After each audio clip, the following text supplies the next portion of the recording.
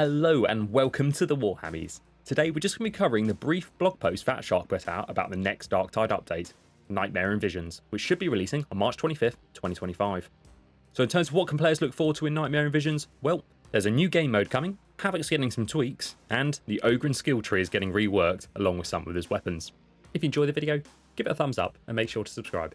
So, the new game mode is called Mortis Trials. Now, Fatshark have said this is about mashing through waves of enemies and visions induced by the ship's Psyker. Each time you venture into Sophonie's visions, you'll be able to build new and exciting playstyles by selecting between abilities and buffs for the duration of the trial. By overcoming the Mortis Trials, players will unlock secret information on some characters present on the Morning Star.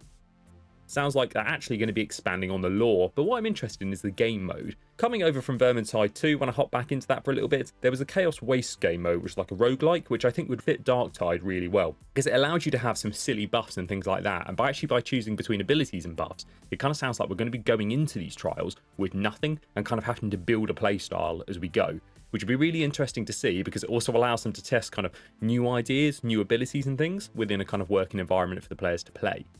It'll be coming with a time-limited special event. Now, this is similar to how they've done all their previous updates, and in reality, what I can imagine is you'll get some auto dockets, some plasteel, and diamantine. For Havoc is just getting a bit of a refresh. They've mentioned that the endgame experience testing the resolve on most seasoned operatives reaches a new juncture with improvements and new daunting challenges in the form of 4 new mutators. Well, first things first, there's improvements. That sounds like a really good move. I'm hoping what they're going to do is balance some of the mutators that actually it makes them a little bit funner rather than just giving enemies 300% health.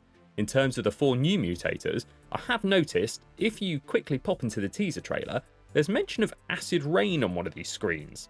Now, I have a feeling that might be a mutator and you might have to take cover from rain coming down from the top, which would be a really cool alternative version of pox gas, which means you have to take cover in buildings, which I think would be a really, really nice way of changing it, so it's not kind of, it's a bit clearer as and when you're going to take damage. But what I want to see from those 4 new mutators is what I mentioned in my Havoc video. What I'd like is new ways to play the game that kind of have to alter your play style, so it's not just enemies getting ramped up in health and damage, it's actually something you have to think about in addition to all of the other modifiers. Lastly, an OGRYN talent tree rework. I am so excited for this. With the recent OGRYN build I made, I did actually cut a bit of content where I kind of discussed during the loadout of actually making some OGRYN builds after a few aren't that fun. Just because the talent trees really kind of specifically mean you have to fall into certain play styles, and it's just not good.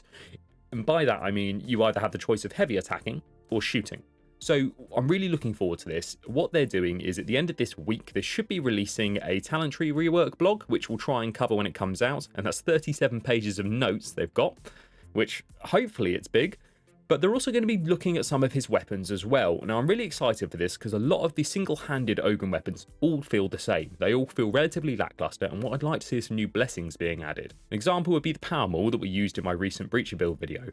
The power maul has the capacity to be a fantastic weapon, the only issue is it's outclassed. What I'd like to see is it changing to actually kind of be like the power sword of have a blessing when you activate it, and a few of your swings cause suppression.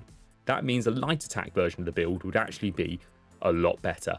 And what I'm hoping is when they look at that OGRYN talent rework, it's not just going to be again about heavy attacks and shooting and taunting, there's actually going to be some build work in there to work with those weapons, because unfortunately OGRYN definitely has some that are better than others. But other than that, that's really wrapping up the short update we've got. All we have at the moment is a teaser trailer, and Nightmares and Visions is the next major update. I'll pop back in when we get some updates on the dev blogs for the OGRYN rework and the Havoc rework and everything like that. It'd be nice to see what they're actually changing. But in reality, to wrap up, Nightmares and Visions is the next major update, rolling out on all platforms March 25th, 2025. I'll catch you in the next one.